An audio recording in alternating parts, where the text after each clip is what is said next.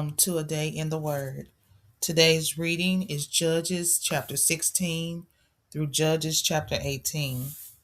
Judges chapter 16. One day Samson went to the city of Gaza. He saw a prostitute there and went in to stay the night with her. Someone told the people of Gaza, Samson has come here.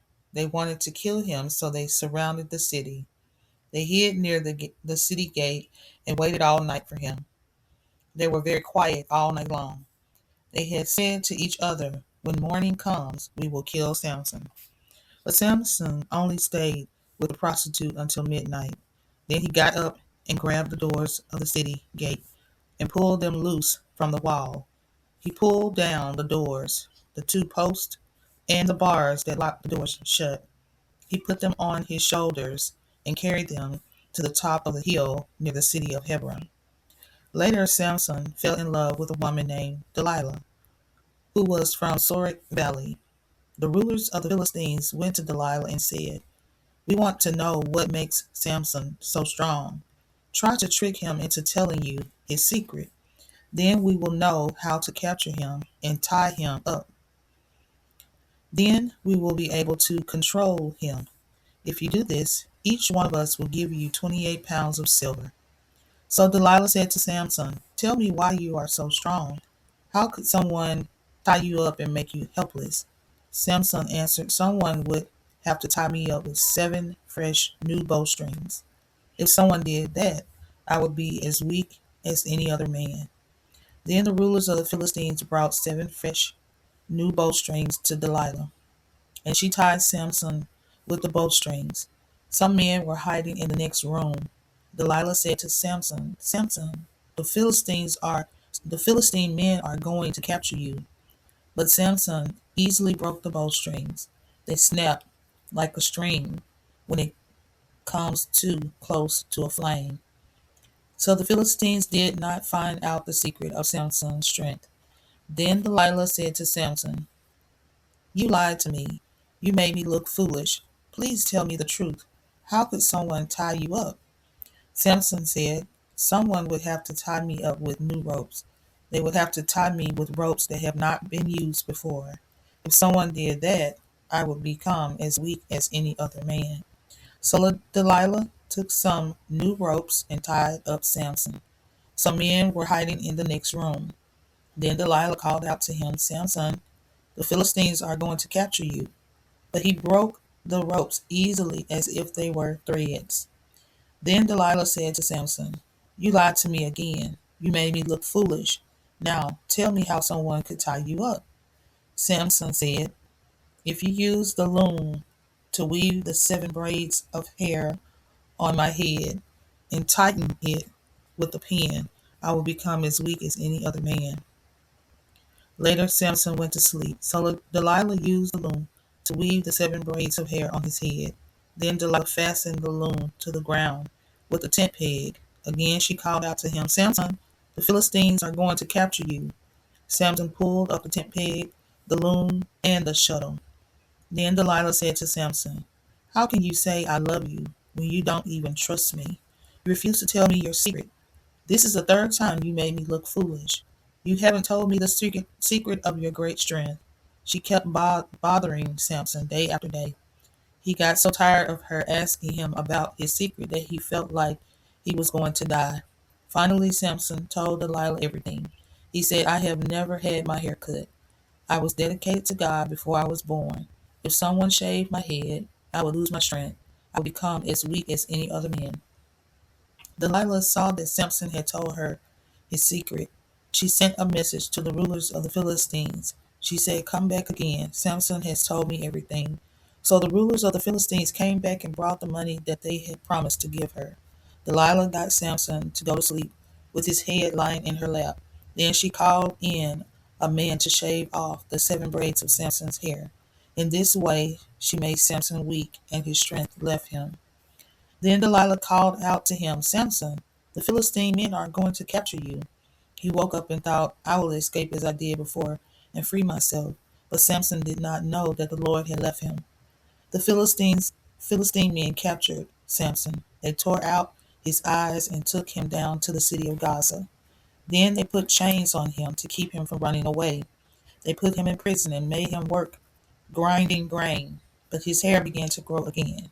The Philistine rulers came together to celebrate. They were going to offer a great sacrifice to their god Dagon.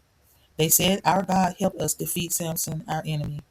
When the Philistines saw Samson, they praised their God. They said, "This man destroyed our people. He killed many of our people, but our God helped us take our enemy." The people were having a good time at the celebration. So they said, "Bring Samson out. We want to make fun of him." So they brought Samson from the prison and made fun of him. They made him stand between the columns in the temple of the god Dagon. A servant was holding his hand. Samson said to him, "Put me where I can feel the columns that hold this temple up. I want to lean against them." The temple was crowded with men and women. All the Philistine rulers were there. There were about 3,000 men and women on the roof of the temple. They were laughing and making fun of Samson. Then Samson said a prayer to the Lord. "Lord God, remember me. God, please give me strength one more time. Let me do this one thing to punish these Philistines for tearing out both my eyes." Then Samson took hold of the two columns in the center of the temple that supported the whole temple. He braced himself between the two columns. One column was at his right side and the other at his left side. Samson said, "Let me die with these Philistines." Then he pushed as hard as he could, and the temple fell on the rulers and everyone in it. In this way, Samson killed many more Philistines when he died than when he was alive. Samson's brothers and all the people in his father's family went down to get his body. They brought him back and buried him in his father's tomb, which is between the cities of Zorah and Eshtaol. Samson was a judge for the Israelites for 20 years. Judges chapter 17. There was a man named Micah who lived in the hill country of Ephraim. Micah said to his mother, "Do you remember that someone stole 28 pounds of silver from you? I heard you say a curse about that." "Well, I have the silver. I took it," his mother said. "The Lord bless you, my son." Micah gave the 28 pounds of silver back to his mother. Then she said, "I will give this silver as a special gift to the Lord. I will give it to my son so that he can make a statue and cover it with the silver. So now, son, I give the silver back to you." But Micah gave the silver back to his mother. So she took about 5 pounds of the silver and gave them to a silversmith. He used the silver to make a statue covered with silver. The statue was put in Micah's house. Micah had a temple for worshiping idols. He made an ephod and some house idols. Then Micah chose one of his sons to be his priest. At that time, the Israelites did not have a king, so everyone did what they thought was right. There was a young man who was a Levite from the city of Bethlehem in Judah. He had been living among the tribe of Judah. He left Bethlehem to look for another place to live. As he was traveling, he came to Micah's house in the hill country of the land of Ephraim. Micah asked him, "Where have you come from?" The young man answered, "I am a Levite from the city of Bethlehem in Judah. I am looking for a place to live." Then Micah said to him, "Live with me. Be my father and my priest. I will give you 4 ounces of silver each year. I will also give you clothes and food." The Levite did what Micah asked. The young Levite agreed to live with Micah. He became like one of Micah's own sons. Micah chose him to be his priest. So the young man became a priest and lived in Micah's house. And Micah said, "Now I know that the Lord will be good to me. I know this because I have a man from the tribe of Levi to be my priest." Judges chapter 18. At that time, the Israelites did not have a king, and the tribe of Dan was still looking for a place to live. They did not have their own land yet. The other tribes of Israel already had their land, but the tribe of Dan had not taken their land yet. So the tribe of Dan sent 5 soldiers to look for some land. They went to search for a good place to live. These 5 men were from the cities of Zorah and Eshtaol. They were chosen because they were from all the families of Dan. They were told, "Go, look for some land." The 5 men came to the hill country of Ephraim. They came to Micah's house and spent the night there. When the 5 men came close to Micah's house, They heard the voice of the young Levite. They recognized his voice, so they stopped at Micah's house. They asked the young man, "Who brought you to this place? What are you doing? Why are you here?" The young man told them what Micah had done for him. "Micah hired me," he said. "I am his priest." So they said to him, "Please ask God, and our search for a place to live will be successful." The priest said to the 5 men, "Yes, go in peace. The Lord will lead you on your way." So the 5 men left. They came to the city of Laish and saw that the people of that city lived in safety. They were ruled by the people of Sidon. Everything was peaceful and quiet. The people had plenty of everything, and they didn't have any enemies nearby to hurt them. Also, they lived a long way from the city of Sidon, and they did not have any agreements with the people of Aram. The 5 men went back to the cities of Zor and Eshtaol. They, their relatives asked them, "What did you learn?" The 5 men answered, "We have found some land, and it is very good. We should attack them. Don't wait. Let's go and take that land. When you come to that place, you will see that there is plenty of land. There's plenty of everything there. You will also see that the people are not expecting an attack. Truly, God has given that land to us." So 600 men from the tribe of Dan left the cities of Zor and Eshtaol. They were ready for war. On their way to the city of Laish, they stopped near the city of Kiriath Jearim in the land of Judah. They set up a camp there. That is why the place west of Kiriath Jearim is named Mahane Dan to this very day. From there, the 600 men traveled on to the hill country of Ephraim. Then they came to Micah's house. So the 5 men who had explored the land around Laish spoke. They said to their relatives, "There is an ephod in one of these houses, and there are also household gods, a carved statue, and a silver idol. You know what to do." So they stopped at Micah's house, where the young Levite lived. They asked the young man how he was. The 600 men from the tribe of Dan stood at the entrance of the gate. They all had their weapons and were ready for war. The 5 spies went into the house. The priest stood just outside by the gate with the 600 men who were ready for war. The men took the carved idol, the ephod, the household idols, the silver idol. The young Levite priest said, "What are you doing?" The 5 men answered, "Be quiet, don't say a word. Come with us. Be our father and our priest. You must choose. Is it better for you to be a priest for just one man or for a whole tribe of Israelites with many family groups?"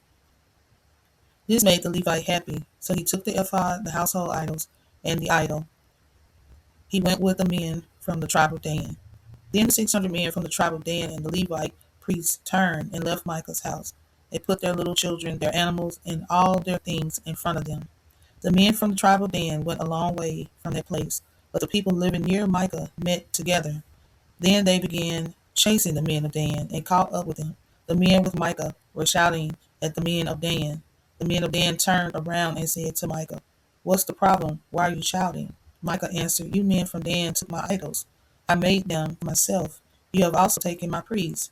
What do I have left now? How can you ask me what's the problem?" The men from the tribe of Dan answered, "You had better not argue with us. Some of our men become angry easily. If you shout at us, they will attack you. You and your families will be killed." Then the men of Dan turned around and went on their way. Micah knew that these men were too strong for him, so he went back home. So the men of Dan took the idols that Micah made. They also took the priests who had been with Micah. Then they came to Laish. They attacked the people living in Laish. Those people were at peace. They were not expecting an attack. The men of Dan killed them with their swords and then burned the city. The people living in Laish did not have anyone to rescue them. They lived too far from the city of Sidon for the people there to help. And the people in Laish did not have any agreements with the people of Aram, so they did not help them. The city of Laish was in a valley, which belonged to the town of Beth Rohab. The people from Dan built a new city in that place, and it became their home. The people of Dan gave the city a new name. That city was called Laish, but they changed the name to Dan. They named the city after their ancestor Dan, one of the sons of Israel. The people of the tribe of Dan set up the idol in the city of Dan. They made Jonathan, son of Gershom, their priest. Gershom was the son of Moses. Jonathan and his sons were priests for the tribe of Dan until the time when the Israelites were taken into captivity. The people of Dan set up for themselves the idol that Micah had made. That idol was there the whole time that the house of God was built in Shiloh. Thank you for joining A Day in the Word, Bible in a Year series. Please subscribe, comment, like, and don't forget to turn on that notification bell. Until next time, Shalom.